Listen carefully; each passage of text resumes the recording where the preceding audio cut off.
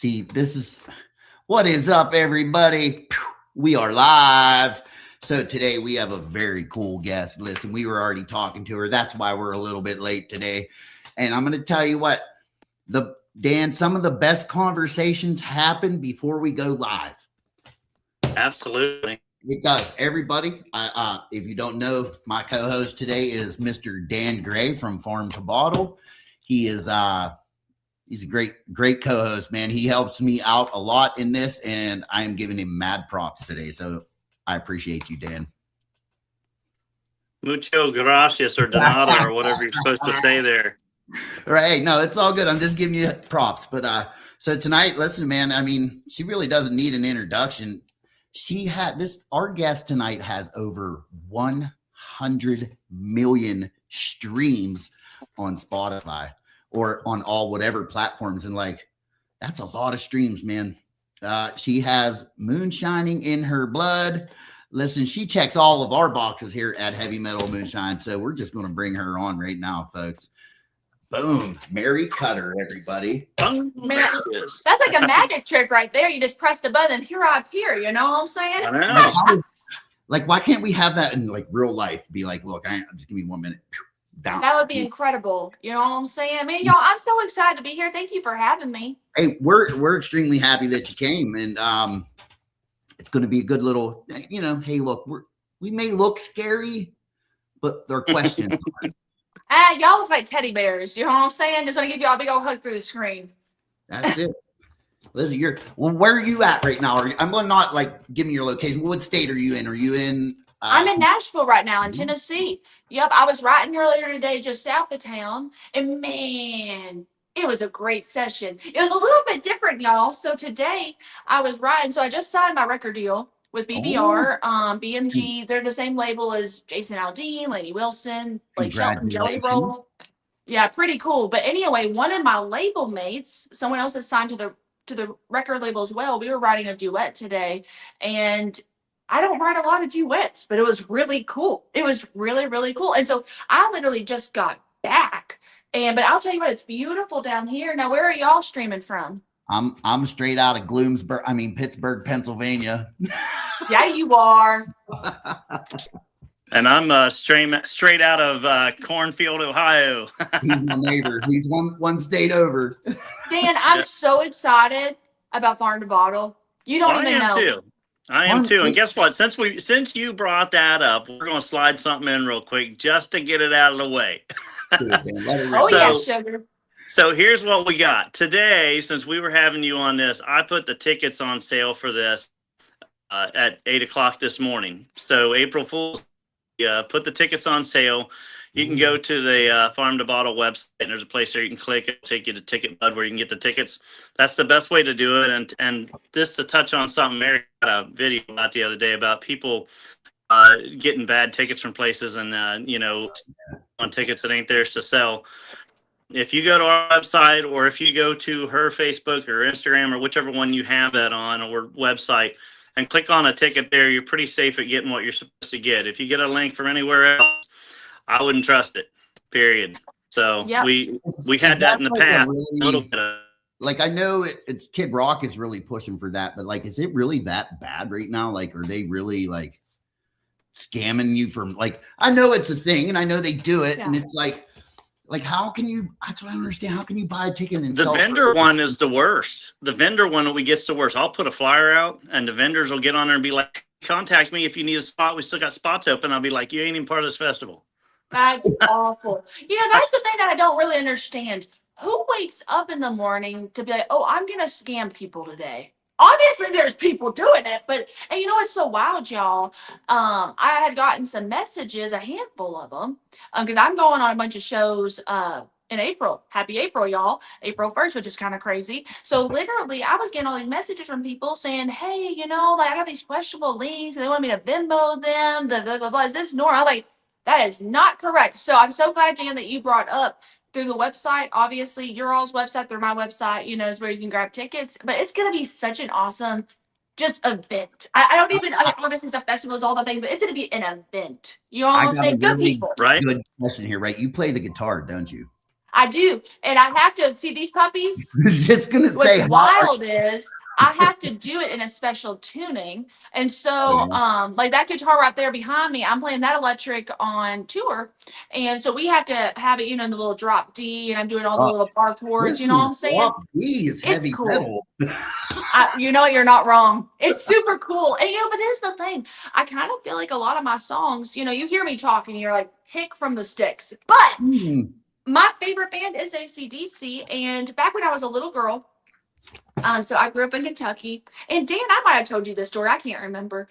But where I grew up, it was about 30 minutes each way to the grocery store. And literally every single Saturday morning the time I was a little girl, my dad, he would pack me up in his blazer and we would drive to the grocery store and we'd pick up groceries for the week and drive back home. And the whole way there, he'd be listening to classic rock. He loves classic rock. I'm talking AC/DC, Steppenwolf, Alice Cooper, The Who. The Guess Who, and the Doors, the list, so much good music. And of course, as a little girl, you're looking at your daddy like, wow, he is just Superman. And that was really my introduction to music. And of course, still love classic rock, but the That's intense guitars do lend themselves to the music that I tend to write. yeah, that's in your blood. Like I remember, like the biggest, coolest thing and I'm like my hair standing up just thinking about it, is I actually have my dad's records. And for his birthday, one of the last birthday presents we got him was a record player that recorded it to CD and did all this stuff. And man, my hair's because dude, it's all that kind of music you're talking about. Steppenwolf, Molly Hatchet, like all of that stuff. You know what I mean? And that to me right there is like that's what brings it back. You know what I mean? Oh, 100%. What a thoughtful gift as well. I bet Right? he loved that. He did. There's for a something while. about listening on vinyl too. I don't get to do it enough, but It's that burnt bacon sound in the back. You know what it sounds like? Let me tell you what it sounds like. It sounds like exactly what a mash would sound like as it's working off. you are not wrong. You are not wrong at all, sugar. Right? So how much so I hear you have a little bit of outlaw in your blood. I do. I do come from a family that, I'm a little bit biased. I think they're pretty cool, but there is some little wild in the DNA for sure. So, like I said, I grew up in Kentucky, but a couple generations back, my great granddaddy, he was a bootlegger in Bardstown, Kentucky. Yep. And I'll tell you what, that man, obviously I never met him, but I grew up hearing stories about him. And Right. fascinating story. He grew up as an orphan. Pulled himself up by his bootstraps, got into real estate, but then got into bootlegging. And this man, he had a run in with Al Capone. He kind of ran the Bardstown area, it sounds like. He really built a little empire for himself. But then it was so crazy. I swear it would be such a good book or a movie, but and maybe I'm biased, but a lot of tragedy ended up hitting his world. Towards the back end of the 20s, he lost one of his sons. Very tragically. And then the stock market crash happened and he lost everything. And this man, prior to that, he had 2 mansions literally within they were both in the Bardstown area. One of them, you can look it up. It's called Wickland. And now it's an event space where you can get married at, have parties, that kind of is beautiful. But so this man was living all the way up here. And he did that, of course, through moonshine. That's how he did it. And then, of course, what ended up happening, like everyone else, I guess, that lost their money, he had invested stuff in the stock market, but also he kind of became, and you've heard about this before, he wasn't the only one doing it, but sometimes really wealthy people would become like banks. They'd loan money to people. And then when the stock market crashed, he lost everything, like everything. And so my grandfather, he was the 9th of 10 children. And he carried on a lot of my great granddaddy's legacies, and a big part of that was taking care of his own. And is your family like pretty big? You have a pretty big family? Huge family. And I grew up, it was so wild as a little girl. We'd be driving home from Bardstown, and right outside of Bardstown, there's a little church that is still, they still have services and stuff. My mom used to point down that road and say, your great granddaddy, he built that church. And what he had ended up doing, whenever he made all that money with moonshine, he had ended up giving money to the community where they helped build that church. And so he definitely was a colorful character, but I'm very proud of my roots in that regard. Like the man, obviously wasn't a Boy Scout. You know what I'm saying? You're not having to run in with Al Capone and be a Boy Scout. But I will say it's pretty cool that he also looked around and said, you know what? This could do good for where I'm from, my family, and my faith. And he gave moolah to help, something that outlived him. You know what I'm saying? Like So- literally years later. So does that have any influence in some of the songs that you're writing? 100%. And you know what's so crazy? so freaking So cool. I had written a song that tells that story about him building the church, and it's this song called Devil's Money. And the last line of the chorus is, he built that Lord's house with the devil's money. And anyway, that was kind of the first song that started opening up doors for me as an artist. Because No, you're because good. okay, because it's like the Delling, stop talking, Mary. It's like, sorry. All right. Well, what's crazy is, whenever I wrote that song, I don't think I was necessarily thinking that folks were gonna. I mean, it's kind of a niche idea, you know what I'm saying? Yeah. But what was so wild was, I remember I posted a little snippet of it. I went out to the church and did a little video and just singing the song. And in the comment section, people talking about, you know what? My great granddaddy was a bootlegger too. My uncle was a bootlegger, and so on. And it's pretty crazy how many folks come from that heritage. That's and what's really cool is like, okay, you may call they may call it the devil's money, but is it really though? You know what I mean? Because Right. look what it's done for America in general. Like moonshine has paved the way. It's actually like, dude, a lot of people probably were taken very good care of by the moonshine. Oh, And it's, 100%. there's always the black market is always good for certain things, but like I don't really think it should be looked at as like the devil's money, because like it's not a bad thing, man. Listen, there's I love that you're saying that too, Sugar. And I think where my brain's always been at is it's almost like, oh, he built the Lord's house with the devil's money. It's probably a little bit, tongue in cheek, a little bit in that sense, but I'm with you, Sugar, and this is the thing, things can be morally gray. Obviously what he was doing was illegal, but I mean, just like you said, and some of the best, kindest people that I have met are part of the moonshining community. And I think sometimes it's easy for people to smack a little label on something and call it a day, Right. So have you ever heard like, was he running some good stuff or what? I mean, he must have been. It had What I'm saying? I haven't had any of it, unfortunately, but obviously, but like Daniel says, illegal-ish. illegal-ish. Yep, Daniel. Illegal-ish, ish. Like The Tickle would ish say, changes everything. like Tickle the moonshiner would say, it's only illegal if you get caught. That is true. That is. Right? I got one of his shirts that says it on the back. I love that. Ain't that the truth though? But it is pretty wild though, and you're right, our history, and not just the South, all over the place. There's a lot of moonshine in our roots.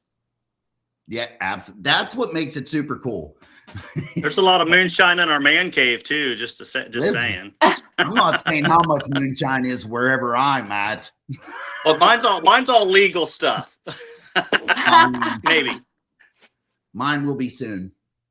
Oh yes, double snaps for that, sir. Yeah, so that's listen, so cool. You got to try it when it comes out. Have you ever had an orange cinnamon roll? Yes. Like a Pillsbury orange cinnamon roll? They're delicious. Okay, so I made that into a sipping cream. That sounds incredible. Amazing. Like incredible. And I did it. it. Okay, how did you get into creating? This is what always baffles me, or not baffles, but just like, wow. How did you get into the recipe situation of like, ooh, let's try this, a little hint of this, a little hint of that. Oh, it'll taste like this. That's so fascinating. So you would check this out. So when at the end, so basically I had to make moonshine out of day old pastries, bread, cookies, donuts, right, and stuff like that. So I used a lot of rye bread, we're throwing it in, letting it ferment and stuff like that. And when it came down to making the drink, what was really cool was the guest judge that was on my episode. Her claim to fame was a orange glazed sweet, was it like a sweet potato honey bun or something like that? Wow. Yeah, and There's I'm like, so many layers to that. That sounds wonderful. well, not only that, but the cool thing to me was nobody knew what I was making. Yeah. And then when I heard what her claim to fame is, I'm saying, because what I'm known for here at home is the orange creamsicle. That's like my number one. So on the whole ride to Asheville, I'm thinking like, if I make it, what am I going to make? What am I going to make? What am I going to make? And I was going to do a strawberries and cream. And I'm like, nope, that's too plain, dude. Go with something that they don't, And then I've never made a sipping cream. That was the first one I ever made. That's so cool. I can't wait to try it. Now, are you going to be at the farm to bottle? Absolutely. Also, the dreamsicle sounds wonderful. Well, I'll make sure that you have little sippy sip. I'll make sure you got alcohol. We'll just say that. We'll make sure you are very well taken care of in that regards of liquor. We'll have the whole bus drunk, except for the driver. Yeah, that's the only one we probably need to But other than that, it's fair game. That's so exciting. And Dan, how has your world been? Because I feel like I ain't seen you since the last time I seen you. How's my what been? Sorry, I'm trying to talk to people on the comments here too. How's my what? Your world been? Oh, same old thing. Work 7 days a week, and networking. That seems to be what I'm good at. I've been talking to all kinds of different people, and I know I talked to you about one of them about Sherry and her clothes and stuff, and just we're working on something there that we're going to do at one of the other festivals I do. We're going to work on that for 2027, and she's making clothes for Monsters of Rock Cruise, which the 80s music, 80s big hair music's kind of my thing, and she's got this really cool thing that she does called a metal catwalk. So all those clothes that you went through and looked at today on her website, they do that on the Monsters of Rock Cruise, and they have actual rock stars like Blas Elias from Slaughter, the drummer, Right. Michael Starr, the singer from Steel Panther. That's like her biggest customer. They all go out and model those clothes for her too on this ship, and then they play music and stuff. It's really cool. It kind of integrates a fashion show with the musicians that are on stage playing. So I just want to know this, like, I was watching Michael Starr look at his pants today on that video he sent me, and I'm going, I know Rockstar is Rockstar, but bro, how the freak do you even get those on? Right? Are they? I bet they look good though. I mean, they might look good, but they're going to add 15 pounds with all the. No, listen, her stuff is really cool. She had a lot of really, really cool stuff, man, and that'd be cool to have her as a guest too, maybe one day. But that just might happen. You never know. Right now, so how does Mary Kutter play the guitar with those fingernails? All bar chords. Whenever I decided that I wanted to be playing, obviously I knew how to play before I had the long nails, but I was like, man, if Dolly can do it, I can do it. You know what I'm saying? So it's kind of, it's just a different way of playing, but it keeps me on my toes. That's for sure. It's like my wife will get her fingernails long, and it's like, how do you type that way? Like, aren't you hitting the right keys up above it? Like, well, y'all, I don't know if you noticed or not, I got in a cat fight. Oh, right here, little, yeah. Well, it's actually not very exciting. I got back from band rehearsal the other night. It was super late, and I was thinking about going out getting some tacos, but I was like, you know what? No. It's late. I need to stay and just like make something like a salad or something. Just, it was really late whenever I got back. So literally, I say that as the premise of I was focused. I was ready to be healthy. I go to open up the cabinet and it got stuck in the oven, like on the side, where the little slits are. Yeah. And I was like, and it just like snapped right off. So, but it looks like I got a little fight, I mean, that's what I would tell people. You know what you tell them? Tell them you were in a hockey fight. A hockey fight. I'll tell you with those nails you got, that's like having 10 guitar picks. That's right? what I was thinking. It kind of is. And I'll tell you what, it's also like having just really long fingers, which is wonderful. Honestly, that's so weird. This finger is like a normal person finger now, and then these are like, so I'm trying to grab stuff. It's just a whole situation. It's just a whole thing. It just looked really funny because it was just the one was gone. Yeah, it looks like it's cut off, like you cut your finger. Yeah, it's crazy. I was like, man, I was trying to figure out, well, is there a way to get fixed before we hop on tonight? I was like, probably not. Man, And I was like, you know what? It just is what it is. Listen, it's heavy metal, man. It doesn't matter if you got them on or not. We're not. It doesn't bother us. That's incredible. Well, I duly appreciated, you know. Absolutely. So, what do you got coming up? Are you touring? What's going on there? Give us a little bit about that. Like, what's your plan? Absolutely. Well, literally next week is when shows start. And so I'm going to be down in Tortuga, down in Florida. And then I have back-to-back shows after that in Florida and Hudson, and then Fort Walton Beach, which that's going to be awesome. And then honestly, Sugar, I'm just playing other shows. I'm going to be in Georgia and then in Missouri and Kansas, all in April. So I'm kind of, getting to see some exciting parts of the country. And outside of that, I'm working on finishing up my album. So I've been in the studio a whole bunch and I'm very excited about it. So tell me, how does that, okay, so you're going into the studio for the first time, like a major studio, because you are a rock star now. You just signed a major deal. Well, thank you, Sugar. And then you go in, like today, for example, right? You're writing duets with somebody else, something that you don't normally do. What is that process and how do you go through that? Like, do you come in with your part? Like you're writing your own, or do you collab on the whole process? That's a great question. Because, I know different people, there's a million ways to slice an onion. Wait a minute. That's what's up right there. There's a million ways to slice an onion. That was cool shit. I ain't never heard that before, and that's good stuff. I like that. I'm keeping that one. Thank you, Sugar. But ain't that the truth, though? There always is. But and because some things, some duets, for example, in Nashville, what's gotten real popular is, like let's say we were all writing a song and we wanted Billy Bob to sing the boy part. Well, we could write a verse chorus together and then us text it to Billy Bob, then him write his part, and then we just hop in the studio and record it. But that's not what we did today. But that is one way a lot of people tend to do that. But what happened today was I got in the room with a producer, writer, someone that could record the music, a great writer, and then the duet partner, and we literally got in a little circle and we all tossed around different song ideas, and then we were like, oh, that's a cool idea. And then we just started kind of freestyling with music, and it fell out real quick. Well, I guess so. I was almost, kind of late for this, but but quick as it could have been a really long process. You never know, because all four of us, none of us had ever written together before.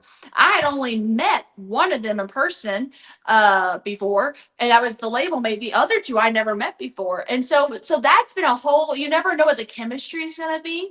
It's just like anything else, because there's all different kinds of people that are creative, but how many that won't make you cry? I love that, Joe. We see you, Joe. And but then also with recording, that's a really good point as well, about the whole recording process. So prior to me signing a record deal, I had released other music, but everything, and I mean everything, had been recorded in literally my buddy's bedroom studio. Like literally, we would do vocals in a closet, like straight up. And I'm real proud of what we did with that. But everyone was like, "Oh, Mary, we've got to go to like a studio here in town. We're gonna get the best players." Blah blah blah blah blah blah. And I was like, "Seems kind of like an expensive thing to do." And I was just like, "I don't know," you know what I mean? But when the first day that we were in the studio, because we've been recording in little chunks, you know what I'm saying, along the way. So we just keep on writing. Whenever we get really excited about something, we go in the studio. That's what it's been. And now we're about halfway through recording the first record. So that's where we're sitting at.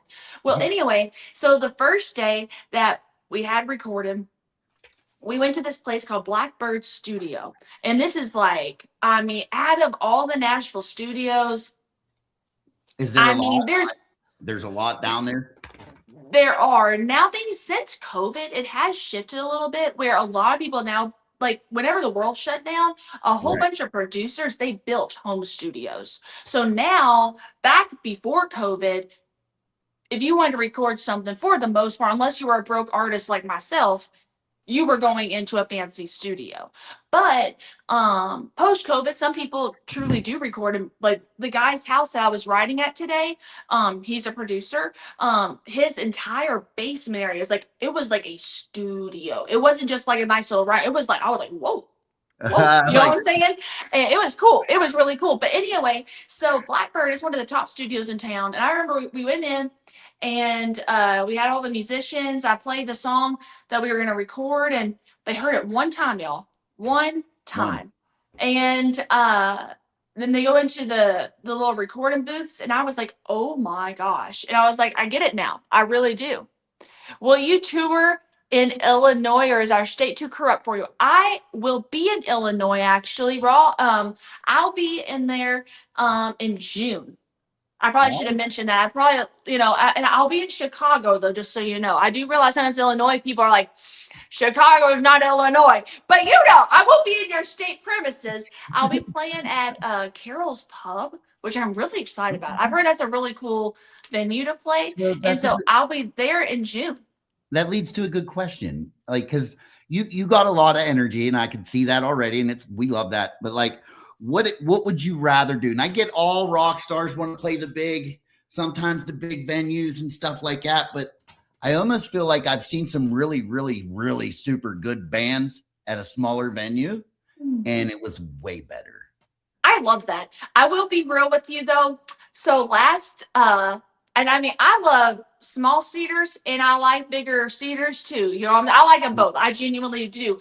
But I'll tell you what's so crazy. So back in, I think it was September. Yeah, it was September, mid or late September.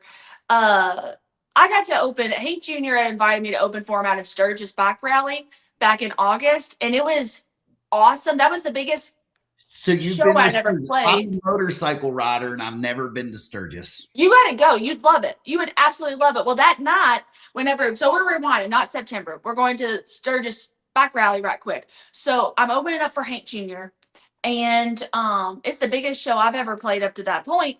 There was 14,000 people out front. Then there was another 5,000 in the back. So like, which is Does that make your hair stand up? awesome. It was Right. awesome. Okay. So I was like, oh my gosh. Well, that was technically an outside venue, right? I don't really know what you call that. If it's an amphitheater, I don't know the technical term of that. Well, fast forward now to September, my original story. We get a call, and it's Hank Jr.'s people. And Hank, people have lots of stories to tell about Hank, but I'll tell you one thing. That man is a straight shooter. He would let you know if he don't want you to ever open for him again, right? Well, Right. he had called up my people and said he wanted me to open for him out in Oklahoma.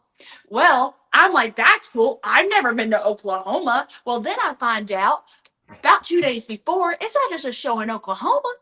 It's an arena.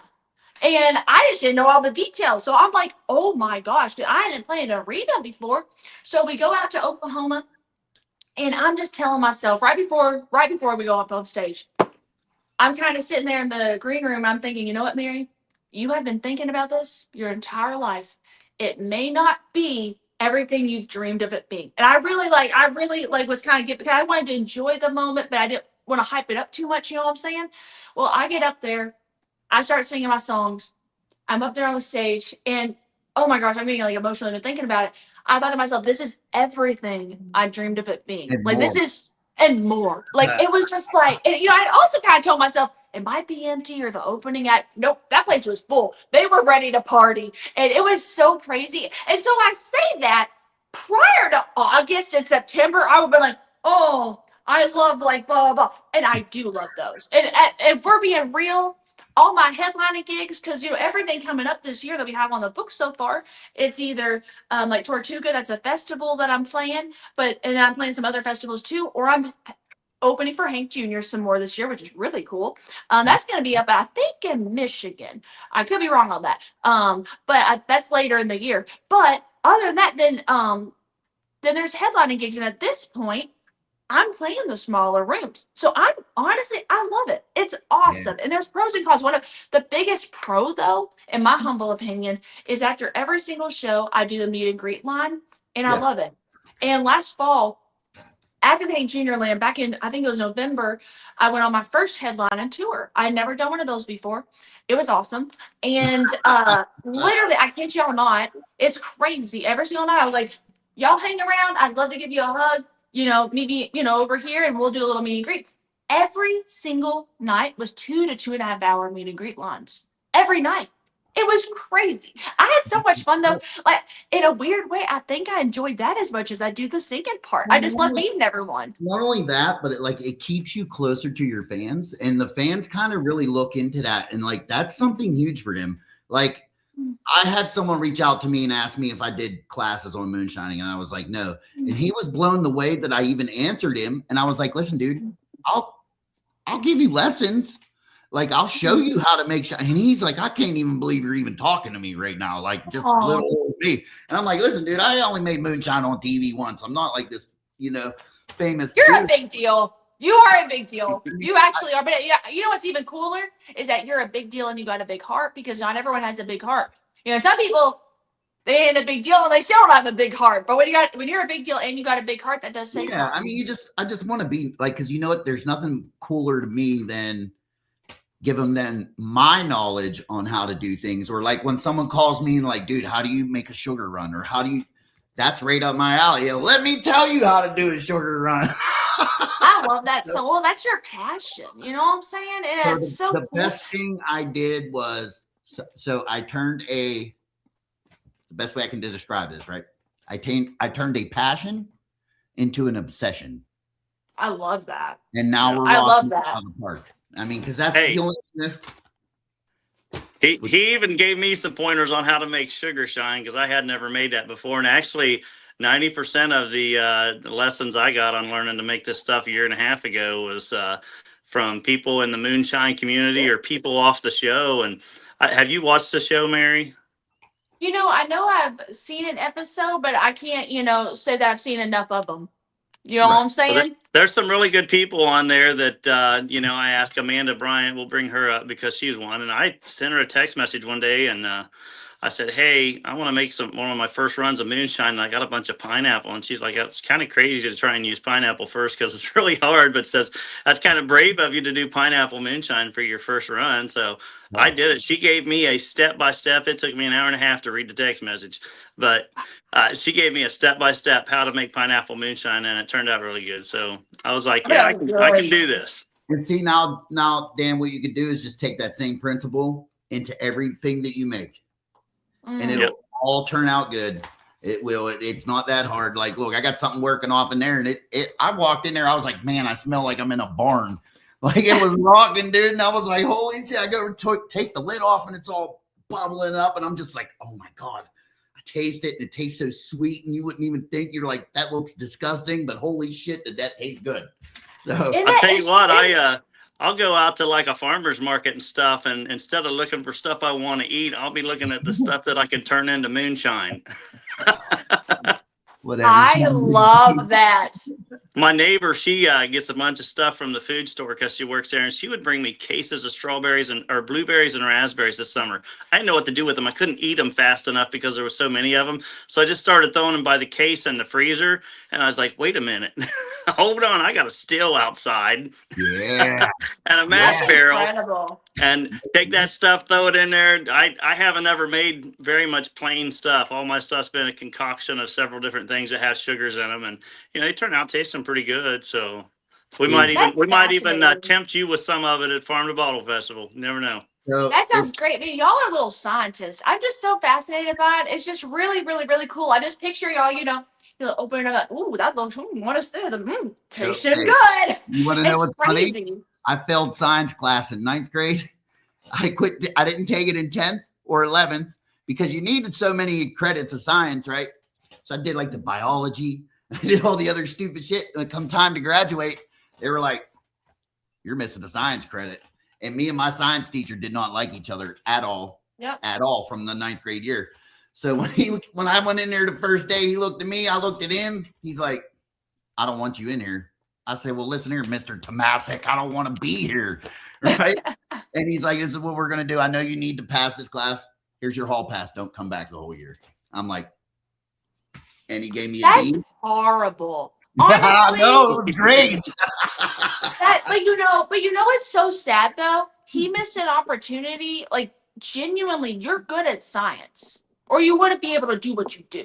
You just have my problem is the way it's taught to me. So I have ADHD and I can't, there's certain ways you have listen, I'm going to just be 100% honest with you. The only way it'll catch my attention is if it's illegal. And then that raises everything in my mind. I'm like, I want to do it. I want to do it. I want to do it. Let's do it. Well, that's your curiosity coming out. That's what it is. It's just wanting you to kind of like, ooh, the buttons. It's kind of like the little kid in the elevator when there's all the buttons. It's like, Yeah, right. ooh, What's gonna the do not push button. or when you Everybody on the screen that's got ADHD, raise your hand. It is a situation. Honestly, It though. is. We're like little squirrels running around the road. You know what I mean? Right. So here's another one for you. So if Mary Kutter was a drink, what would Mary Kutter be? I mean, bourbon. I'm from Kentucky. But if we're not doing that, we're talking cocktails. I could tell you what the cocktail would be if we want to, Let's go. I really do love, if we're getting out of bourbon zone, but I will say it is bourbon. If we're, if we're going into cocktail zone, because that's two different things. I really, do fancy a very spicy drink, like like with a jalapeno or habanero peppers, and then have that in some infused vodka, and then put a little bit of sugar on the rim. So There's this drink that's here in town. It's called a hot pepper martini, and it mixes that with some, I want to say it's passion fruit puree or something. It's real good. So it's real spicy, but then the sugar on the rim is like, oh, that's cool. So yeah, a little bit spicy, a little bit sweet, got a little bit of kick in it. What about you, Sugar? I mean, you get that spiciness in there, you know what I mean? You gotta have the spice. You gotta have the spice. It's very important. So growing up is that where you grew up, was Kentucky? I grew up in Kentucky. I grew up right outside of Bardstown. It's right in the Bourbon Trail. It's called Springfield. Oh, okay. So you've had your fair share of bourbon then. This All is right, true. I gotta say pause for a minute. Now, Mary, at the beginning of this show, what we got on here, we said we're not gonna say what's on your shirt. So the next question I had, since it hadn't been brought up, was what's Mary's hometown? So I'm down to number 3 on the list now. You're gonna have to slow down on all these secret hints you're giving away. Sorry, Dan. I'm really being the epitome of, you're like, oh my gosh. Like every time. Literally never want to watch it. Literally, he was like, don't bring up the AC/DC shirt. I'm pretty sure I brought up the AC/DC shirt within 30 seconds. Within 30 seconds. Even, we're the same. It was a button. Right. Like, there's a little button, like, push. Sorry, yes, Dan. so you don't. It said do not push on it. Do not push, and you was like, ugh. Did it work? That's fucking awesome. So sorry, Dan. See, the thing is though, you're noggin. You just move so fast. Well, we're just once again the little squirrels running. It's like, damn it, you gotta go over here. Right. See, and don't feel like I'm cutting you off, but I just know, like with all three of us, like I just got to get in there and ask it. You know what I mean? Yeah, I'll lose if I have something on my mind. I'll lose it in a matter of 5 words out of somebody else's mouth. It'll be gone. I could be like, what was I saying? Hey, you know what that is though? It's your brain is moving so fast. It's already moved to another thing. So actually, it's kind of a great situation if you think about it. It just means your noggin moves very quickly. You might not even know that you're going to be doing, Mary. Do what? I said I know something that you're going to be doing that you might not even know yet. What is it? Fill me in. It's a show here in Ohio. About 5 weeks before this event. Sounds good to me. Put me in, Coach. That sounds great. You're person from what is it? William Morris Endeavor. Yep. They had sent me a thing, and he's like, "Hey, this is kind of like right on the fringe of the, how there's usually a 30-day before, 30-day after, X number of miles." It's like it's right on the fringe, and I was like, you know what? If she played a couple of days before us right up the street, I don't think it's really going to make that much of a difference because you got a lot of hype with your music and stuff right now, and everybody's wanting to see, and I think it'll probably add to it. And he's like, well, we'll tell her to yell out Farm to Bottle Festival at this event. Yes. Hey, that says a lot for you even. I know sometimes that radius clause or whatever it's called, that's a big deal to people. I didn't know nothing about it, but let me tell you, I will do my part to evangelize Farm to Bottle and be like, y'all, if you enjoyed this, come to Farm to Bottle. If you did not enjoy this, come to Farm and Bottle as well. Right. And at least you can get some more drinks and then listen to me. That is true. Like we said before we hopped on the live, I mean, music and drinky drinks, which happens first? Because they can really affect the second thing. Right. So there you go. Absolutely. That's a great question, because that can really affect your songwriting, or you know what I mean? Like, listen, some people need that little bit of this first to loosen that up a little. You know what I mean? Like, oh, 100%. And there's that old quote, was it Hemingway, that said, "Write drunk, edit sober." And I always thought that was kind of interesting, I'm gonna tell you what, listen, you just need to start writing a book of called Maryisms, and you put them on t-shirts. Mary Cutterism 101. Well, I appreciate you saying that, but you know what? You're not wrong though. That's the whole thing, I guess. I'm sure it's the same thing when y'all are making your mash. Is the same thing when you're in a creative space. You don't want to go into overthink zone. You're in the flow, and whatever helps you do that, whether that's cranking up AC/DC or having a little drinky drink, or going for a run, then coming back, whatever that is. Everyone's wired different. It's just to get you into that flow, I guess. I like to listen to AC/DC or music while I'm making a little bit of drinky drink. I love that. You know what? There are worse bands you could listen to while doing that. I look at moonshine as like a plant, right? I'm going to put my radio out there and I'm going to play some music for my plant. Well, I'm going to play some music for my moonshine because it's going to come out banging. I love a double snap, sir. I like the way you're thinking. You got to be ahead of the game, Mary. You know what I mean? We got 100 mile an hour. What are we doing here? You're not wrong. I kind of love that. I always forget about that. There are people that play music to their plants, and I love that. Hopefully you are doing that with your mash as well. I love that. That's it. Hey, listen, we can name a mash after anything, right? Like it's going to be. Listen, it's going to be hot. It's going to be hot. This is going to be my Slayer mash because it's just straight fire. Hey, someone had commented. I seen it right when it went away, so I missed who left the comment. A jalapeno watermelon moonshine. Oh my gosh. Yeah, Kara. I like the way you're thinking, sugar. That sounds mighty nice. A little bit of spicy, a little bit of sweet, See, it's funny because I thought, everybody messes with me because I make a lot of sugar shine. So when you start calling me sugar, I'm like, does she know I make sugar shine? Is that what it is? It's such subliminal. a habit. It's subliminal. It's such a habit. Well, you know what? You could be called worse things. That's the way I see it. You know what I'm saying? Right. The only bad name, I'm not pleased if I call you buddy. That's that. Just so y'all know. Listen here, buddy. That's when you know. Ah, there it is. Uh-oh. You just got real over here. But Listen, everything else is good. I was like, I hope she ain't calling me buddy. Look at them fingernails. She's going to go right through your eyes and out the back. Gosh. So I go running every day. And I oftentimes think to myself, here I'm running out in the city now. And I'm like, I feel like I got a little bit of like, no one's going to mess with this. You know what I'm saying? I'm more like this. If I'm running, I'm going to stab myself.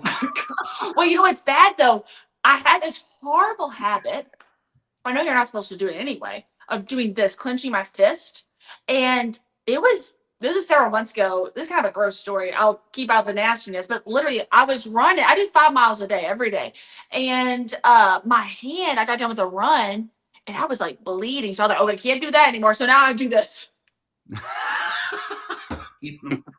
Yep. Hey, Earl, how you doing? Earl makes some good stuff. Earl sent me, I've tasted some of Earl's sledgehammer. It's called. It's a what a great name, Sledgehammer. I mean, that just makes you intrigued. And not only does it make you, it does what the name says. Yeah. It lives up to its name, which that's good. I mean, if it didn't, it'll be kind of a disappointment. We ain't looking for some little sweet tea situation. Right. Okay. So, hey, let's talk about this song you wrote, Bootlegger Bible. Ooh. Well, you know how that song came about. You know how we were yakking earlier about my great granddaddy. You know how his life had so many different chapters. Well, so I'd written that song, Devil's Money. It had done its thing. And I remember I was talking to some friends and I was just like, man, I feel like, obviously, Devil's Money, we just kept it about how he was a bootlegger. He built a church. Some people judged, but some people didn't because they knew, like, obviously it's a beautiful that they did that. And hey, Darren, but I was like, man, there's so many other pieces, like how he was an orphan, how the Al Capone story, him losing his son, him losing all his moolah. And so I decided to write a 5-song project called Bootlegger's Bible. And of course, Bootlegger's Bible was the title track. And that song, the very end of it, it says, if his story had a title, it'd probably be the Bootlegger's Bible. And so that's how that song came about. Isn't that so? Like, I mess around with a little bit of AI music and stuff like that. Cool. And you know what's really neat? Like, I always look. Now, I don't know. Now, tell me if you can kind of compare this to like certain things. Like if you're writing an album or whatever, right? I always try to find the next song in the song that I'm writing. Oh, I love that. Does that make sense? Yeah, you're already looking for clues for what's next. I love that. And then it little all foreshadowing. And it flows, right? And the whole album would flow. So that's all I'm playing. I'm like, so that's kind of like something that I would be like, you stole a very good title. I kind of had that from one of my songs. One of my songs said something about if failure feels like something or another, or if failure feels like trauma. So I just added to that and made it, if failure feels like trauma, blame your mama. That's what it was. That's right. Yep. I love. That's kind of cool. I mean, you know. Right. Failure feels like trauma. That's honestly a really great line. I mean, honestly. And you're right, because this is the thing. Whenever you're having a project, whether it's an EP or an album or, you know, any type of series, I guess, you want it to have the cohesive thing. Kind of like whenever y'all are making your drinks, I guarantee, Heathen, you can make so many different recipes. Same thing with you, Diane, but it still tastes like something. Oh, that's something Heathen made. That's something that Dan made. And that's your signature touch. This is what I like to do, the kind of, and I'm not saying that separates me, but it makes me stand out more here. Like, so if you're getting orange creamsicle, I'm going to put orange creamsicle clear in it. So now you're not tasting nothing but the orange creamsicle. Now we're dangerous. Now we've hit that dangerous level, because like you could take a big drink and then say you take that much out of that jar. This is no shit. You could take the 180 proof orange creamsicle, dump it in there, clear, shake it up, drink it, and you still don't even know it's in there. That's crazy. If it's like a pie or anything like that, then I try to do a graham cracker moonshine all the way down to the crust.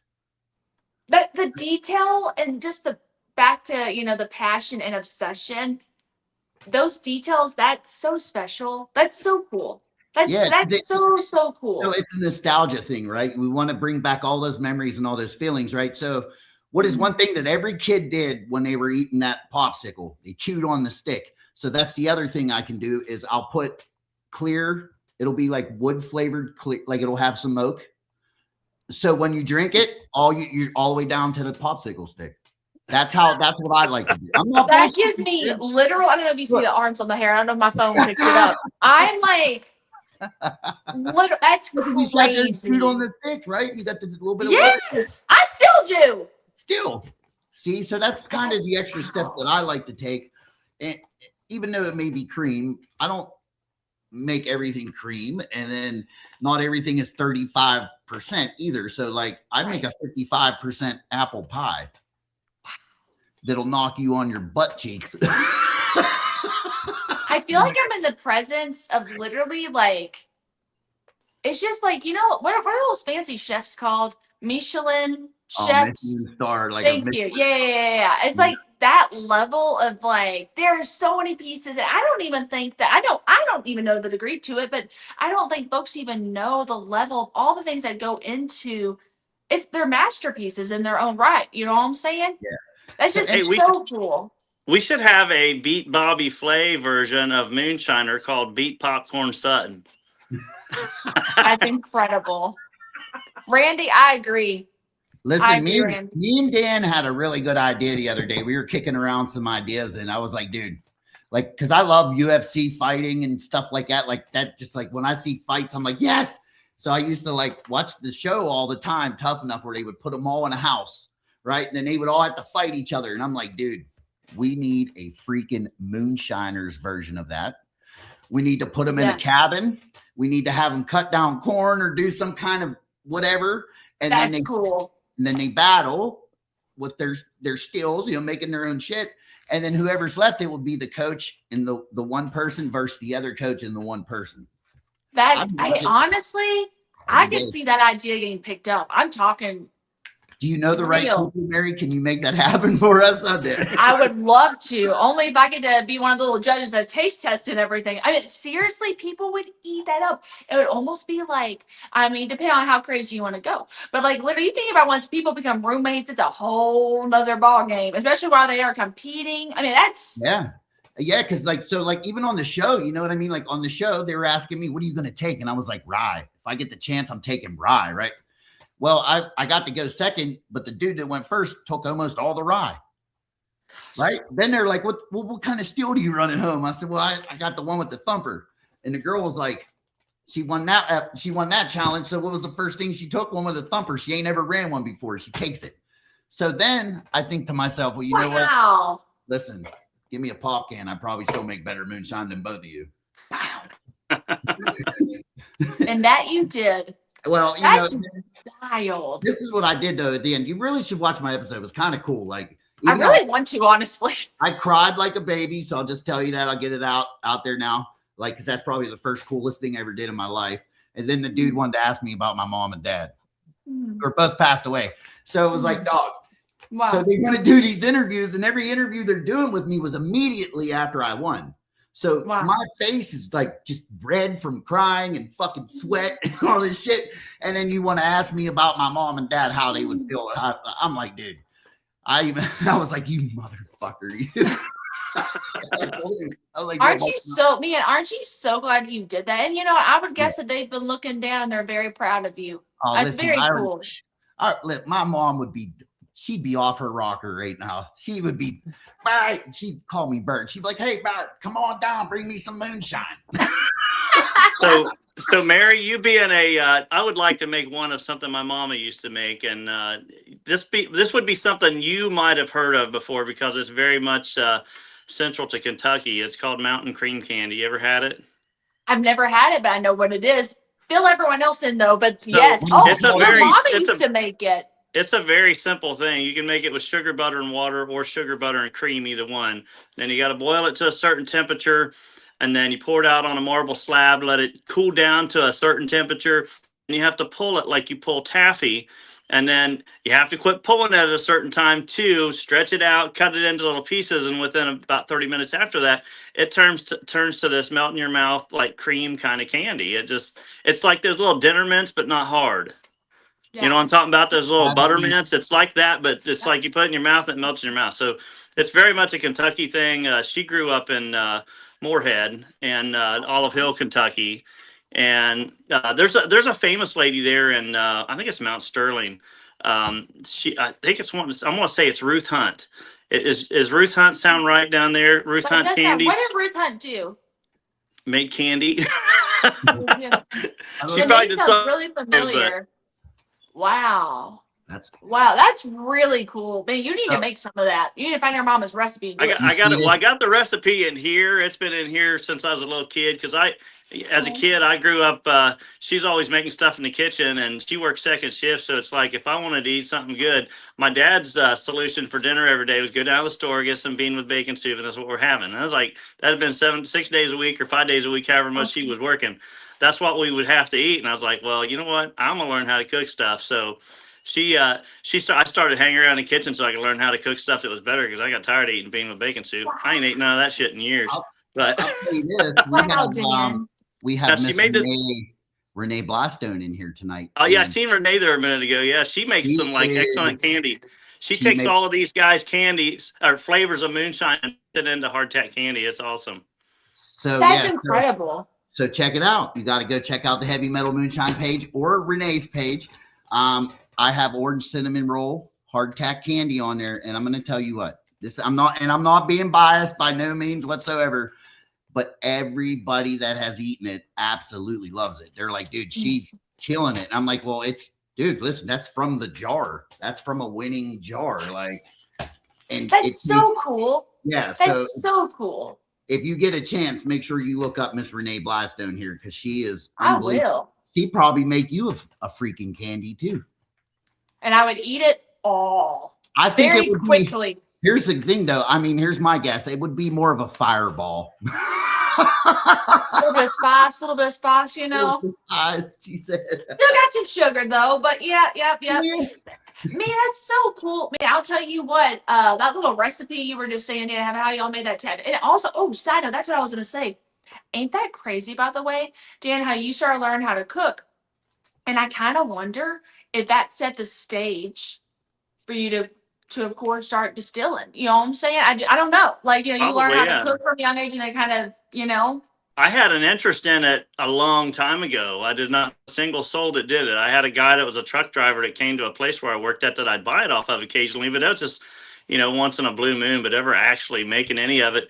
Actually, this festival wasn't even supposed to be a moonshine festival. Originally, it was supposed to be just a farm to bottle festival that covered all drinks of all types, bourbon, wine, beer, you name it, moonshine also.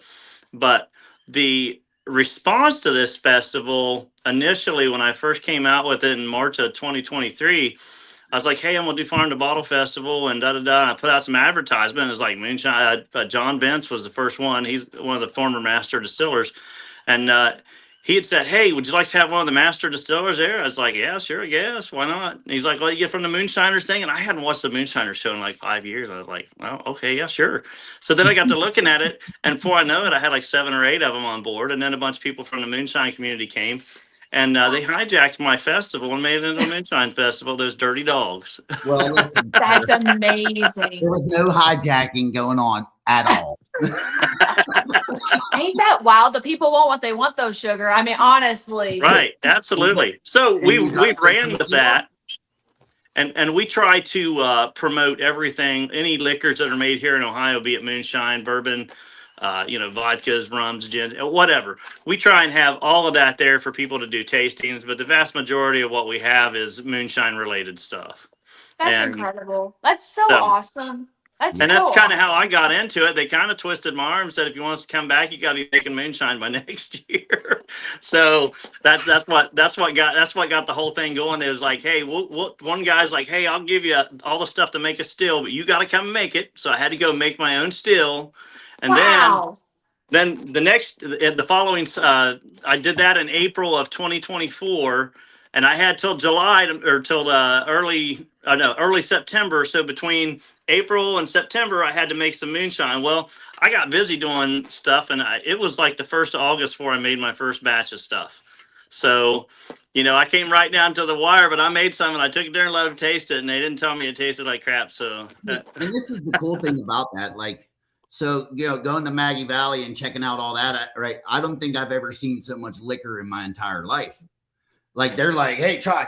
You're like, I can't drink this all, please. Like, I can't, you know what I mean? Like, holy shit, people. But there's a lot of liquor that flies through there, and there's a lot of good liquor. But there is some bad liquor out there.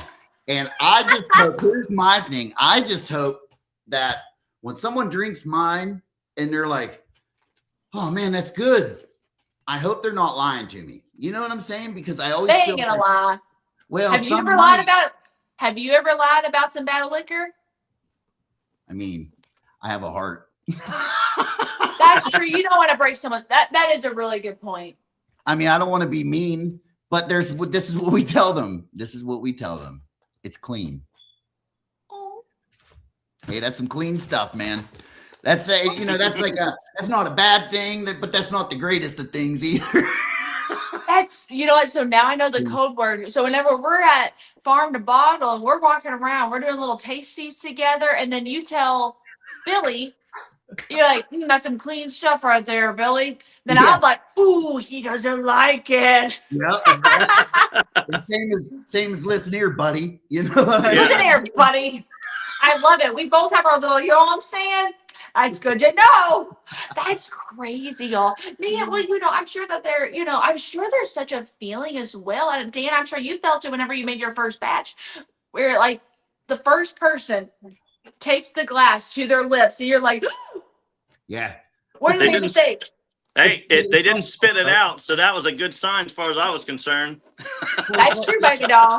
So it's like this, right? You got to think of it like this in a sense, right? We're creators. And what do creators like to do? We're people pleasers. We want to create something for somebody. And the biggest gratification for me is to hear them or see the look. As soon as they drink it and I get that look in their face that like, that's fucking good. Like That's true. Like it would be the same for you, right? With songs, it's the same thing. Absolutely. Because if you see the crowd's into it, you're into it. Now everything just bumped up a level. So that's true. People's reaction is really what pushes me to make a better drink. I love that. Wow. And that kind of also makes me, the little heartstrings tug a little bit because, if it affects us, it affects other people too, as in the sense of like, man, if you like something, tell someone you like something. Don't keep it to yourself. They can't read your mind. You know what they say? Amanda Bryant said it best. Moonshining and the information of moonshining should not be hoarded. If it is absolutely, if you hoard all the information that you get, then how is anybody else going to learn? That's true. Right now, I may not teach you everything that I know. I will teach somebody, what they need to know. And it's just like tattooing, right? My father taught me how to tattoo at 14. Wow. I did my first tattoo at 14. And what he just taught me the basics. And he said, the only reason why I'm doing that is so you can create your own style. I love that. That's awesome.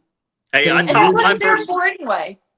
I taught my first person. I taught my first person this fall. So a buddy of mine, he's got beehives. And he had like 5 gallons of extra honey. I've never heard of anybody having extra honey, but he said he had 5 gallons of extra honey. And he's like, man, I want to learn how to make some moonshine. He's like, can we make some out of honey? I was like, well, I've never done it before, but I said, you come over to my house and we'll make the mash one day. And we did that. And I said, then about 10 days later, maybe a little longer, I said, it really depends on how long it takes the honey to convert to alcohol, because I've never done it, so I don't know how long it'll take. It's probably going to take longer than corn. And it was about 12 days altogether. And we ran this stuff out of the still, and it's the best thing I've made yet. And that was part of the teaching process of showing that guy. And honestly, all you do is make mead and then distill it, which, mead is honey wine. So you make honey, and all I used was just pure honey. We put 5 gallons of honey in and 10 gallons of water and some yeast, and that was it. How much moonshine does that make with that recipe? How much did that make? Well, actually, it can vary depending on what the sugar content is, but the sugar content in the honey was really high. So it was about 2.5 gallons of stuff that was over 100 proof, which was like a 25% yield, which is like really, really, really good. Now we can turn that yield and take it a little higher if you needed it by using a column still. Yep. Right. But you may lose a little flavor, but you can still run a column still and not like, so when I say a column still, right, you know what a copper still looks like. Mm-hmm. Right. But now we have a big column that comes off the top and has all them windows in there. Right. You would see them and you would see it down there and all that in Kentucky. But like the column still I just did. So I put a hole in my copper steel. I was like, fuck it, I'm doing it. And then I put a thing. So now I can attach my column to the top. So it's not a regular copper steel now. Wow. So if you don't turn on the water. So basically I ran 40 gallons in between 2 days and I got 9 the one day and 11 the next day. 12 quarts of 180 proof. Oh my goodness. Yeah, fuel. That's fascinating. That's so fascinating. Man. Well, what's even cooler is we do it on electric now. So it's safer. I ain't gonna blow the garage up again. Right. Like, so you're able to cow it in. That's always good. That's a half-gallon jar. That's a half-gallon jar. Got 4 of those, plus a quart, plus a pint out of 15 gallons of honey mash. That's good. And all of it over 100 proof. So, and then probably another half gallon of tails out of that we'll use some other time. Yeah. See, it's like, so what people don't understand, Mary, is like, you can't use the whole part. You can't use all of the run. Right. You got heads, hearts, and tails, right? And a lot of people still don't know how to cut those heads, hearts, and tails. And they like to mix them in the good shit. And you're like, it's clean. It's clean. Well, I guess you gotta, it's kind of like a totally different thing. But whenever you're straining pasta with the water and all that stuff, you don't, you know what I mean? It's kind of the exact opposite in some ways, but you know what I'm saying? You know what I mean? It's just really fascinating. Yeah. There's so many pieces that go into it. Man, y'all, I'll tell you what, I'm so excited to meet y'all in August. And oh my gosh, we're gonna have so much fun. I'm just gonna keep you. Do you like creams, like cream liquor and I stuff? like it all. I like it all. Yeah. Well, So shit. it's gonna be an awesome time. It's just gonna be great. You like You don't have banana? anywhere to play. You got anywhere to play on Sunday? I don't know. I should know things a little bit better, but you know what? I might be, praying to the Lord a little bit. You know what I'm saying? Like, my gosh, little, but you had a good time when, you know what I'm saying? Right. It's gonna be awesome. All I want for you to come out of this today is when you think of Pittsburgh, you're gonna put my face next to it. Oh, I love that. Done. So that's it. Forget the Steelers. Forget, any other things. Nope. Are you a Steeler fan? I mean, I'm not a Steelers fan. You know what I'm saying? I'm a little bit more of a basketball girl, though. Okay, But, so do it now? We don't have Hey, basketball. I do. I got a Steelers sticker in my man cave here, actually. It's in the bottom of the toilet, and I piss on it every time I go in there and use the bathroom. And Michigan's the other thing. Michigan Wolverines. Oh, sorry, Dan. It won't go down. Look, right there. Where's it at? There it is. Yep. My got it. Steeler tattoo. I drew it myself. I didn't tattoo it myself, but I drew it myself. Oh, that's really cool. Man, Have you you're so ever- artistic.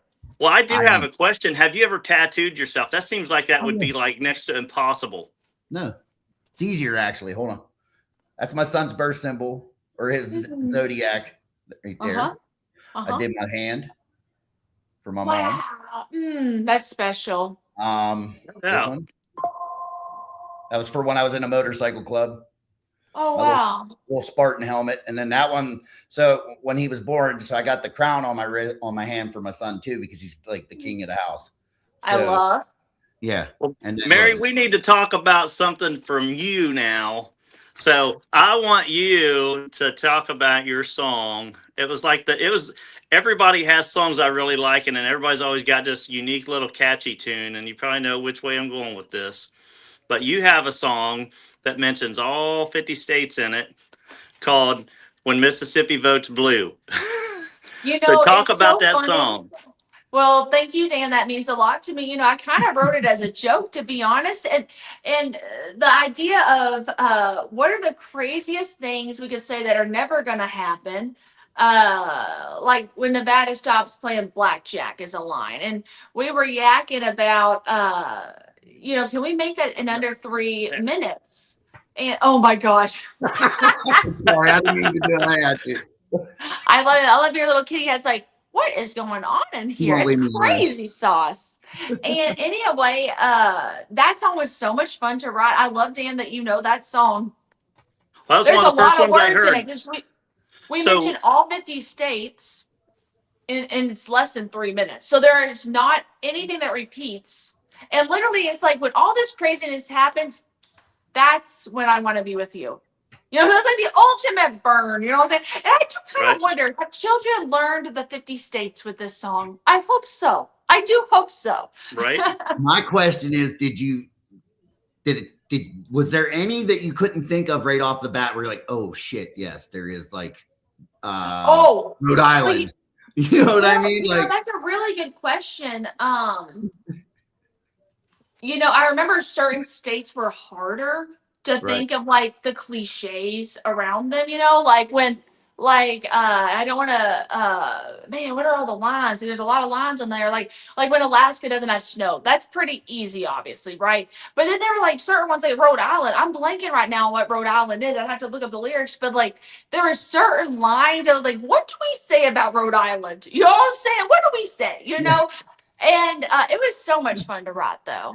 No roller coasters in Ohio. Too. No roller coasters in Ohio. I remember that one. I love because y'all have all the different theme parks. Yeah, we got a lot of roller coasters in Ohio. Hell, there's even a trash company down in Cincinnati. They got their own little park called Stricker's Grove, and it's they got their own little family amusement park. It has got a roller coaster in it too. That's crazy. Well, y'all want the thrill, I want a backyard roller coaster is what I want. So, Mary, here's a question for you. If Mary Kutter was to sit down, if you had the opportunity to sit with any living or not living artist and have a drink with them, Mm-hmm. who would it be and what would you drink? Elvis, Okay. and I would have Woodford on the rocks. You're a tough Nice. girl. You're a tough chick, man. I'm gonna tell you what. Well, You like wild but- turkey? You look like a wild turkey kind of girl. You know, I won't turn it down. You know what I'm saying? I do. You know, I like basically all bourbon. If it's, I don't like it once they start mixing stuff in it. You know, I feel like bourbon. You know, but other stuff all good for it to be mixed in with. So But you like an old fashioned? it's good. I'd rather just have it on the rocks though. But you know, I will partake. You know, I will partake.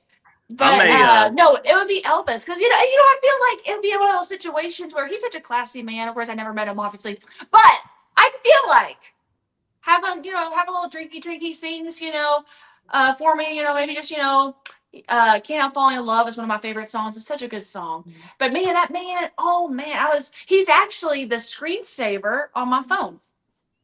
Isn't that See, that's wild? really cool. Like he's, Yeah.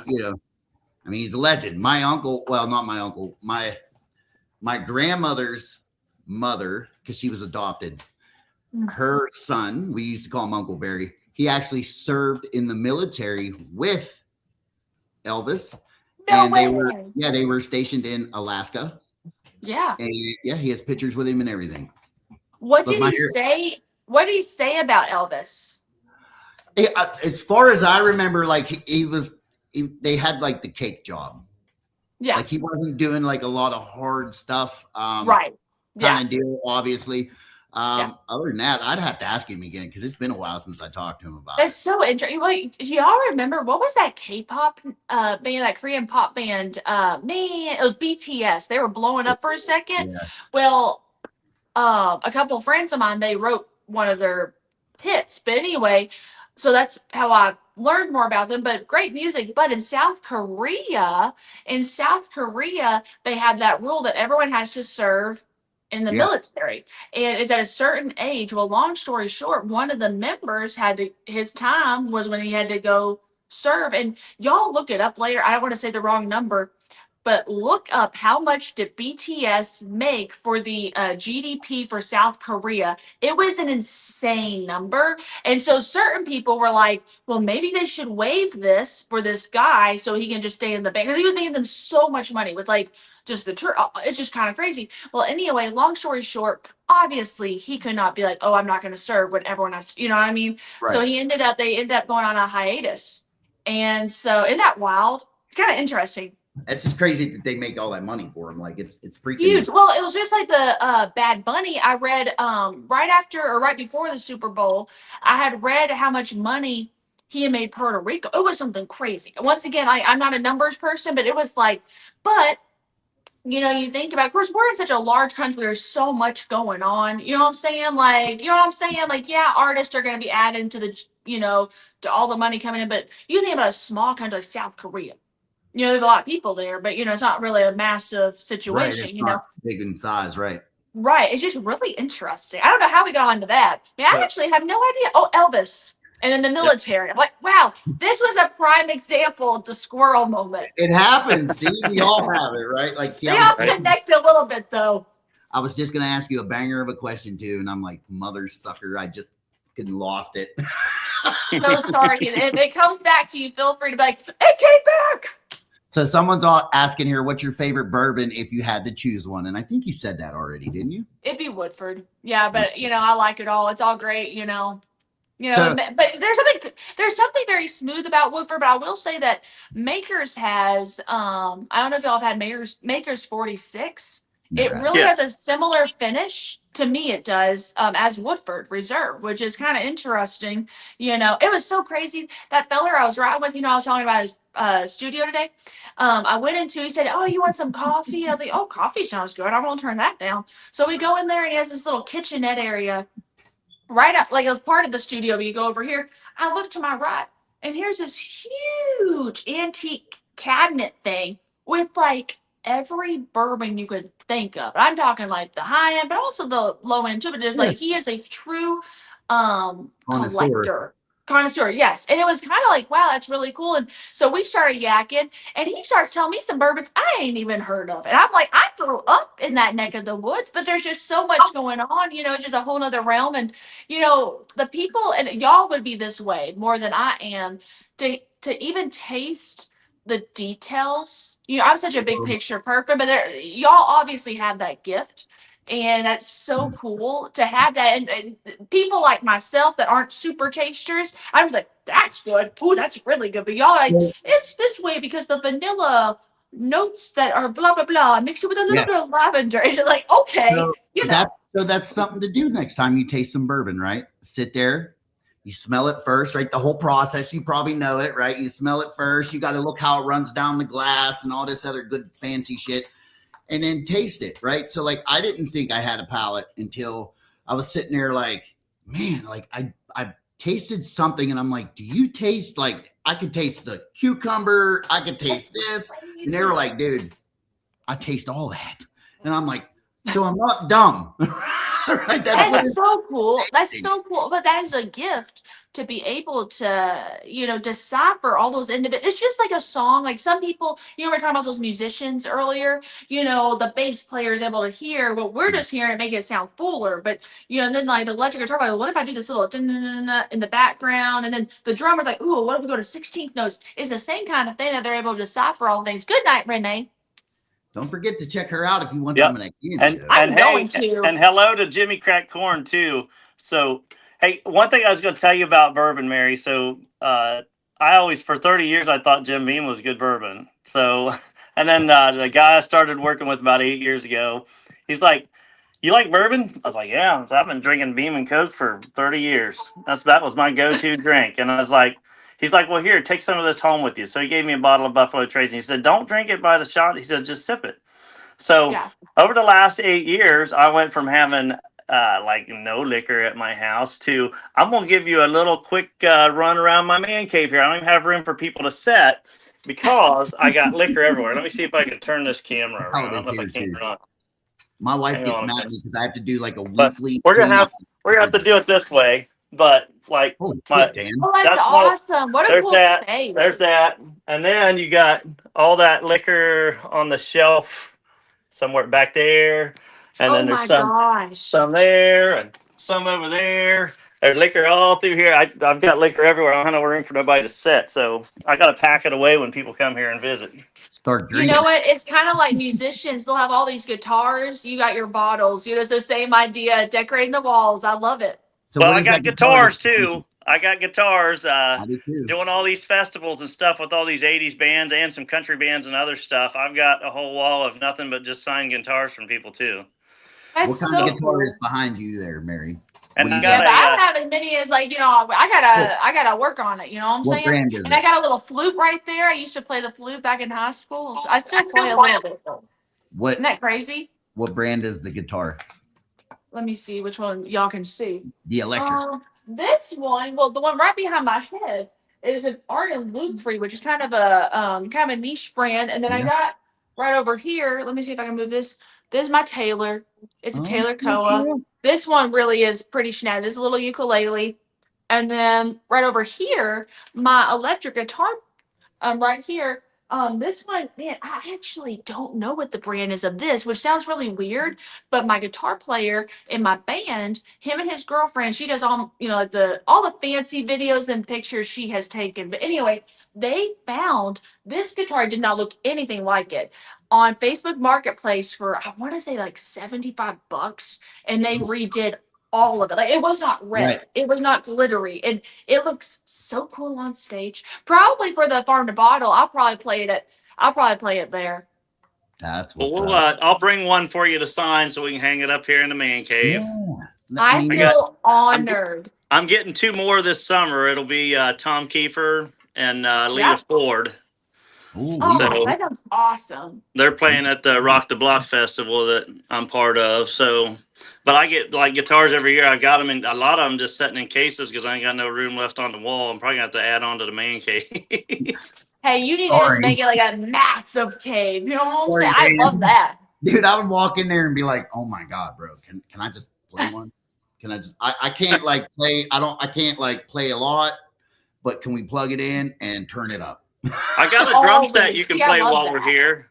I can't play guitar, but I can make it make some noise. So you can play drums. I got a nice Gretsch drum kit that I bought just because I got tired of paying money for backline. So Yep. bought my own. I Well- bought my own drum set so we could have that. So I I dipped it. love that.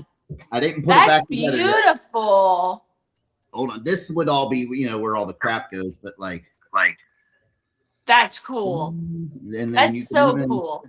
Look, you can see this. I put a skull in here, Did you design this?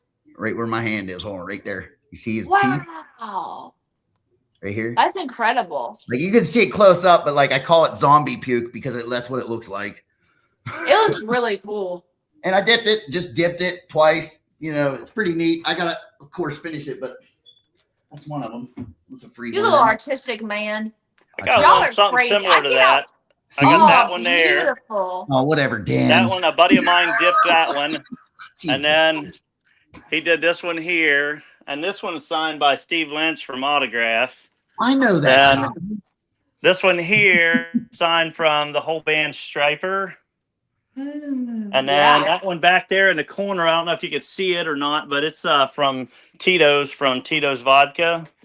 And then So dope. I got several more of them sitting here in cases that I ain't got out in listen, another room. It's listen. got something hanging in it, but Listen, the only bad thing is that they're in Ohio. Okay. yeah, Those guitars right. would be way better if they were in Pittsburgh. But speaking of whiskeys that I like, this is one of my favorites right here, and it's a Kentucky bourbon. So I the good old respect it, sugar. Colonel E.H. Taylor. Yep. Nice. I respect. Very classy choice. Very classy choice. Good stuff. I like all the Buffalo Trace stuff. If I had to pick a whole group that I liked, it'd be Buffalo Trace. But I do like Woodford too. I actually got a barrel of Woodford here recently, an empty barrel, not a full one. Got an empty barrel and making it into a table right now, and I poured some epoxy over top the Woodford label that's on it so that it won't come off. And That'd be cool. I've got an Eagle Rare barrel also.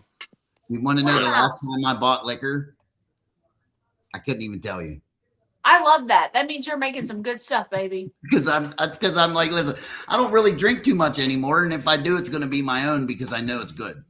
Well, I I do love liquor that. tasting events, so I gotta taste a lot of liquor.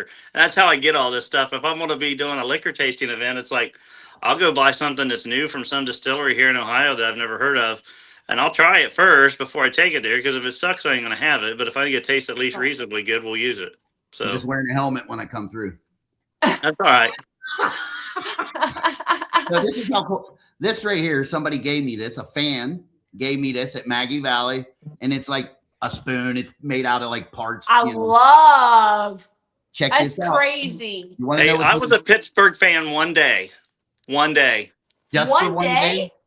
Yeah, so a friend of mine, well, it was a girl, she was on American Idol a few years back, about 10 years ago, Samantha Novacek. And so she came and played one of my shows and whatnot, and I kind of befriended their family, and we kept in contact. So the following summer, they called me up. They're like, hey, why don't you come out here to Pittsburgh and spend a couple days out here in Pittsburgh, and we'll go watch a game because her band was opening up for a Pittsburgh Pirate game. So I put on some Pirates stuff and went to a Pittsburgh Pirates game, and I was like, I'll do it if it's baseball, but I could not put on a Steelers jersey. Oh my gosh. Is it not a beautiful stadium in Pittsburgh? Yeah, it's really nice. I like the whole downtown area of Pittsburgh. It's pretty cool. The bridge that you got to walk across to get over to the stadium. Everybody just heard you say that, Dan. That's all right. That is wild, y'all. Y'all are, I'm so glad that y'all are, do y'all do this show all week together, don't you? Nah. No way. I would have thought that y'all were always co-hosting things. Y'all. No, me and Dan talk though. It's not like we're strangers. We probably talk 4 or 5 times a week. Absolutely. I love that. Yep, pretty much ever since we met each other last year. So yep. Wow. Dan we started bouncing our music off of each other. Yeah. That's how we got kind of going. It's Are like you he'd come up with a song. Yeah, he'd come up with a song, so I'd send him one back. It's nonstop. And be like, "Well, try that." And he'd like, "Well, try this." That. I don't have 300 or I don't have over 100 million views, but I don't either. for streams, I probably don't even have That don't 1,000, matter. but I haven't done a That whole don't lot of matter at promotion. all. I'm like, But I will give you a CD when you come here. I just got my I first bunch of can't CDs wait. done. Oh my gosh, I can't wait to listen. Yeah. It's got all the country rock stuff on it. The one I just had, Wow. I had it done through Disc. What was the name? DistroKid. Disc Makers. That's the name Oh, of it. awesome. So Y'all, they it's do gonna they show do your like family reunion come August. I feel like it's gonna be awesome. absolutely. Banjos and bass. That's what I call my song. And Yes. I'm almost have 1 million streams on it. That's incredible. Man, I will be jamming. I'll listen on my run tomorrow. So what I like to do is kind of create new genres in a sense, right? And I know we're running past time here, but listen, today I was sitting here thinking, I was like, I love trap music and I love the Appalachian sound. So I called it Trapalation. And I love that. dude, I and love that right there is a whole nother. So that's what Spotify likes. Spotify likes when you have a different genre that not everybody has, right? So when you come out with banjos and bass, and within the first month was like 100 and some thousand streams, I'm like, Wow. holy shit, we better do something with this song. That's incredible. And I can honestly say that I get paid for making AI music now. That's so cool. My niche has been country dubstep EDM music. So I take those two and mix those two together a lot. Yeah. That's so neat, y'all. And I've got a song called The Home Wrecker. Love. The Home Wrecker. Naturally. The Home Wrecker is about a still, is what it's about. That's so cool. Yeah. Hey, one of my favorites is, do you ever hear the app Life 360? Yeah. No, what's that? It's an app on your phone that like your family can share so you all know where everybody is. Oh, awesome. So Oh, I that's changed smart. it. I made my own. It's called Wife, like WIFE 360. Gosh. Gosh, you know, but see, it's that little genius brain of yours that sees things from all the different angles. You know what I'm saying? I'm trying to incorporate. So all I want to do is write moonshine music to make moonshine too. I love that. That's a wonderful goal. That's it. So, Dan, is there I anything think you're else? going to get that. I'm trying, right? Listen, if you want to sit down and write one day, I would just like to sit. No, I'm playing. I'm nowhere. That would be amazing. Come on down to Nashville. I would like to do that, but I'm nowhere near in your league. I would probably come into a big studio and be like, I don't know what to do. No, you would slay. You would. Both of y'all would. Y'all both have a lot of talent in your blood, like straight up. Dan, are we good? Do you have anything to give away or do anything? We do. We got a couple things to give away. So let's see here. Hey, do you know a good trivia question for Elvis, Mary? Oh no. Well, I'll tell you. A good trivia question of any type, and it's going to get somebody a pair of pit passes for your show. And guess who you're not opening up for? Who? Nobody.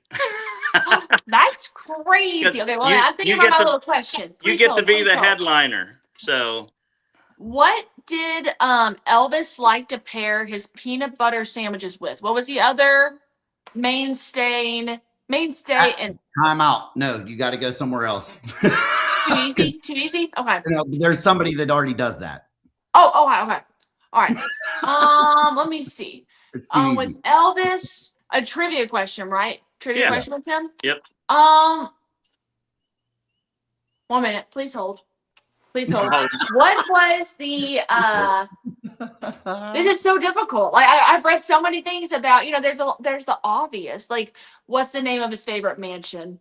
Or the mansion that he's known for, rather. That's a good one. I mean, all right, and we're gonna go with the fifth person that gets that right will get these pit passes. All right, you hear that? You got 5. Let's go. Yeah, what's the name of Elvis's famous mansion? Boom. Jeremy L. Dale Sr. Graceland. That's right, sugar. There's one. We got 4 more. We got to get whoever the fifth person to put it in there. There's 2, 3. Okay, so 1, 2.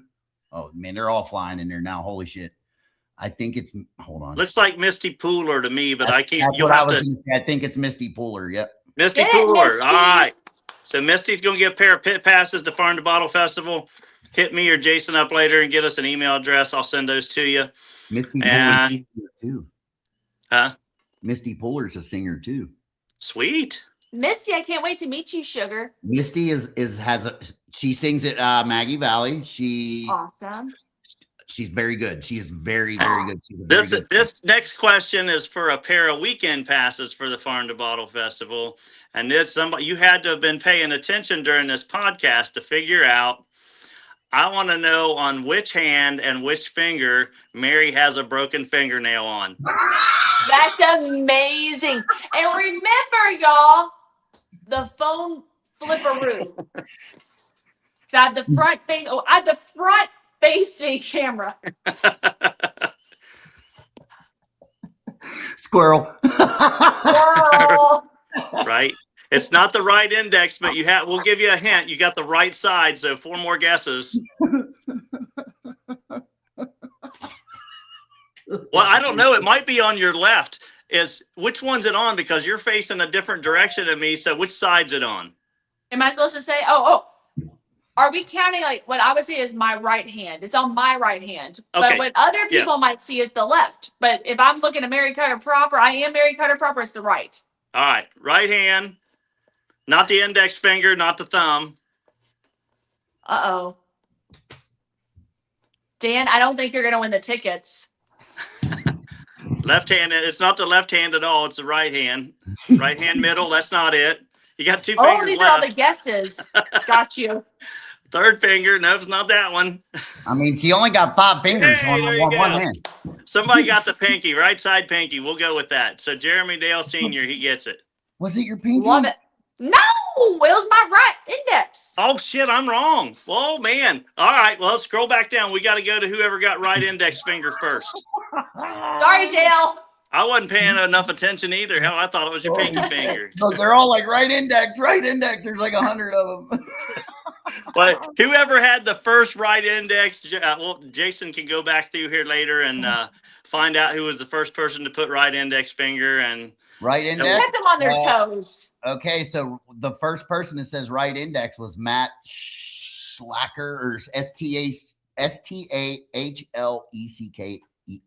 Stallmaker. Yeah, yes, this guy. There you go. Perfect. So, Sorry, Mary, Matt, is there I didn't anything mean to else look you at want to talk about music, your stuff that's upcoming? Where can we find you?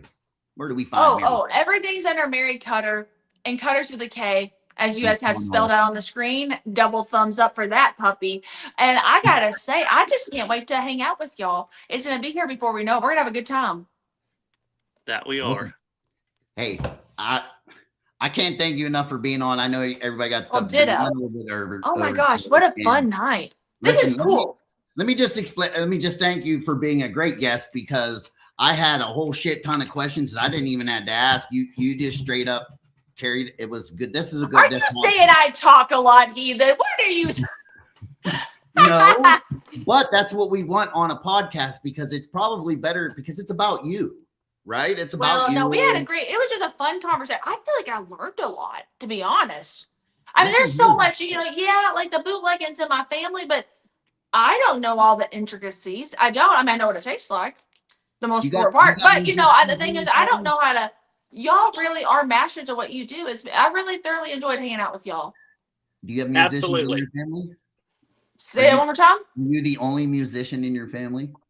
Only one doing it for a living. I mean, everyone's talented, but they all, are civilians, as I like to say. And some people call them muggles, it's whatever you want to, But this is the thing though, where I grew up, it never really even had crossed my mind to do music from a profession. I didn't know how one would even go about doing that, and one thing had led to another. I was seeing fairs and festivals, and they got this radio gig. They started writing for other people, blah, blah, blah. Those squiggly little line like a spaghetti noodle. But I have a lot of talent in my family, but they've done all different kinds of jobs. So it's kind of crazy. Okay. All right. I just wanted to, because, to be a musician or to be talented or to be an artist, to be any of that, it is in your blood a little bit. It comes from somewhere, man, That's right, baby. And that's what we have, with all of our gifts, a lot of them anyway. There is something that runs in our blood. And then of course we choose what we want to do with the DNA. You know what I'm saying? There's a little bit of control that we got. Sometimes there's some things that, just in our DNA, you know what I'm saying? But it's pretty wild. It is. Something I want to say about the 2 people that won. that we named already. If we go back through and we find out there's a mistake, I'll just do weekend passes for the other 2 people also if we got it wrong. So that way everybody's taken care of. It's fair across the board, and we don't want to cut nobody out. And for us, I don't know if this even shows up in real time exactly, but he can go back and look at the timestamp on it and find out who was the real one. But the other 2 will still get what they was promised as well. So, Y'all are such quality humans. Straight up. I had a blast.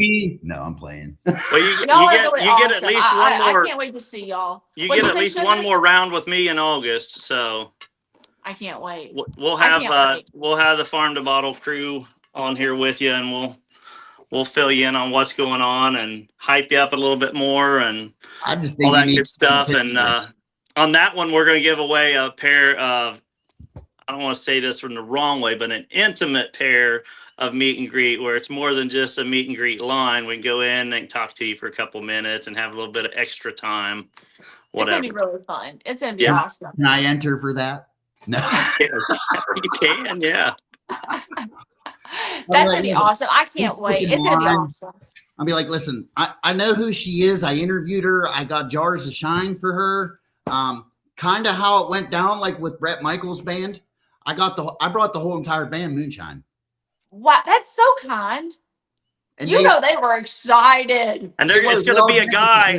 It's going to be a guy, and they're going to come up and say, my girl, or no, it's going to be a girl, and it's going to say, my boyfriend's back there. And they're going to be like, well, everybody's boyfriend's back there. What movie was that from? I don't know. What movie is it? That was a movie. I don't know. I'm trying to remember myself. I'm wanting to say it might have been Wayne's World or something. Yeah, it was Wayne's World, where he's trying to get back there to see Tia Carrere, and he's like my girlfriend's back there, my boyfriend's back there, something like that. And he said, yeah, everybody's girlfriend or boyfriend's back there. That's funny. That's before her time. How old are you? I'm 34. Are you serious? Yeah. I don't know. Wayne's World might have been. No, I was young when Wayne's World. I'm 46. So it was early 90s. Early 90s, yeah. Graduated. High school. 90s movies are awesome. Wayne's World, you said? I'm going to look it up. Oh my God, Wayne's World, party time. Excellent. It's got Michael, what's his name? Michael Watt and Dana Carey and Michael. Yes, Dana Carey. Oh my God, dude. What's the other one's name? I don't know. He's funny. He played Dr. Seuss. Yeah, Mike on the Dr. Seuss movie. Yeah. Well, it sounds like a good little cast there. But y'all, I can't wait, and I can't wait to all the people that won little situations. Well, congratulations. We see y'all with the trivia. They had to earn their keep with that. Hey, right?